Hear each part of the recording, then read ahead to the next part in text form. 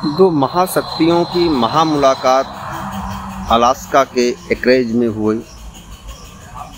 यानी अमेरिका और रूस के राष्ट्रपति दोनों ने यूक्रेन के मुद्दे पर, यूक्रेन में युद्ध समाप्त हो, सीज फायर हो, और इसके लिए दोनों नेता बैठे, लेकिन यूक्रेन को उसमें शामिल नहीं किया गया।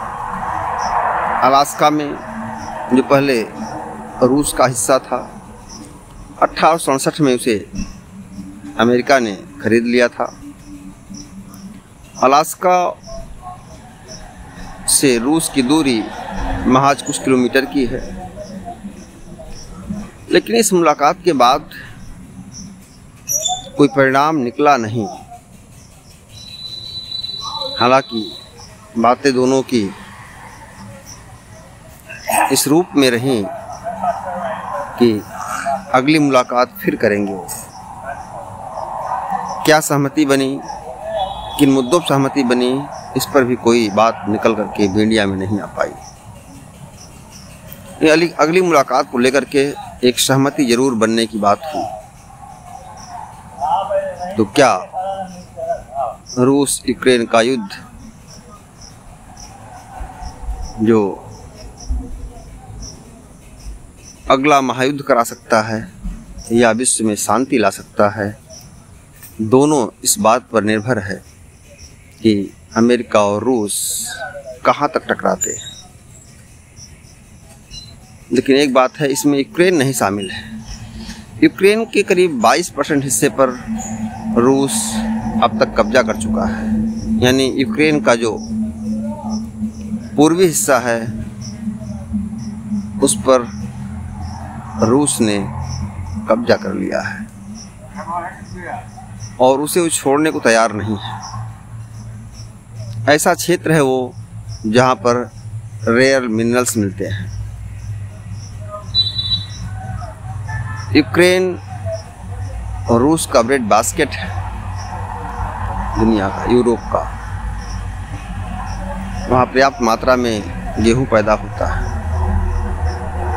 उर्वर क्षेत्र है, प्रकृति वहाँ की बहुत अच्छी है।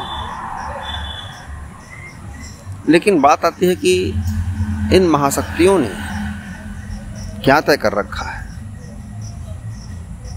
सबकी अपनी अपनी चालें हैं। यूक्रेन नाटो में ना शामिल हो, ये जिद है रूस की, व्लादिमीर पुतिन की। यूक्रेन की क्रीमिया को ले चुके 2014 में ही पुतिन जीत चुके हैं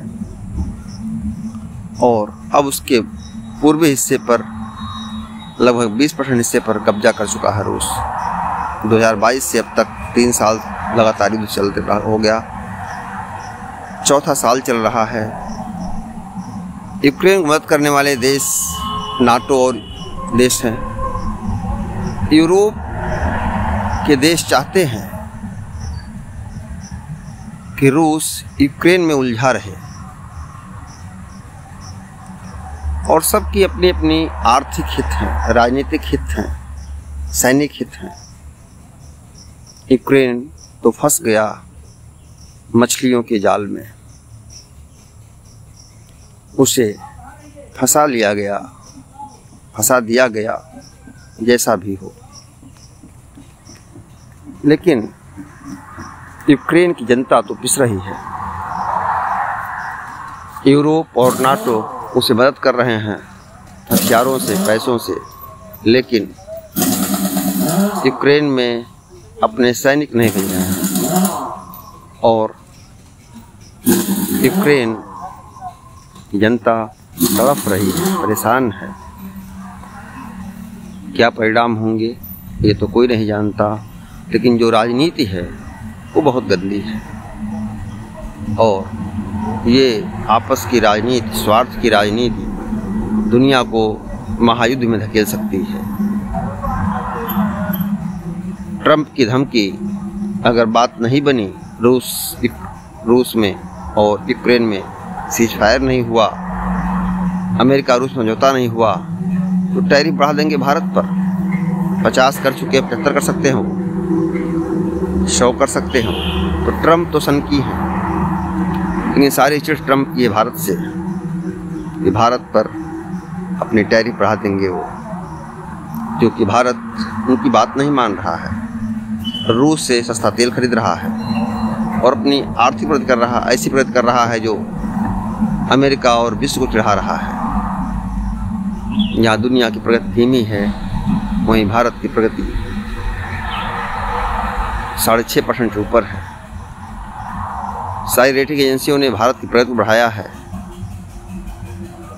स्टैंडर्ड एंड पुअर्स ने उसे नेगेटिव से पॉजिटिव में कर दिया है 18 सालों बाद। ये सारी बातें कहीं ना कहीं से दुनिया को, विश्व शक्तियों को चिढ़ाने वाली बात है कि भारत को शामिल कर रहे हैं उसमें। तो क्या भारत ही रूस यूक्रेन का युद्ध शांत कराएगा? संभव है। भारत के नेता, भारत के प्रधानमंत्री मोदी की जो छवि है वो दुनिया में सबसे अच्छी है। कह सकते हैं कि वो, उनकी सोच नतीजा है कि आज भारत इस स्तर पर बना हुआ है और उसकी चमक, उसकी दमक, उसकी शक्ति को देखने के लिए जो समर्थक हैं प्रशंसा करते हैं और जो विरोधी हैं उनके दिमाग में नकारात्मक छवि बनाते हैं। तो ये महामुलाकात महाशक्तियों के बीच में क्या परिणाम लेके आएगी ये तो नहीं कह सकता, क्योंकि परिणाम कोई बात नहीं आई, लेकिन बात बनी भी नहीं है और बात बिगड़ी भी नहीं है। इस अवसर पर परिणाम क्या होता है, शांति आती है या तबाही मचेगी? नमस्कार साथियों, मीडिया गुरु को लाइक, सब्सक्राइब और आपसे फिर बराबर।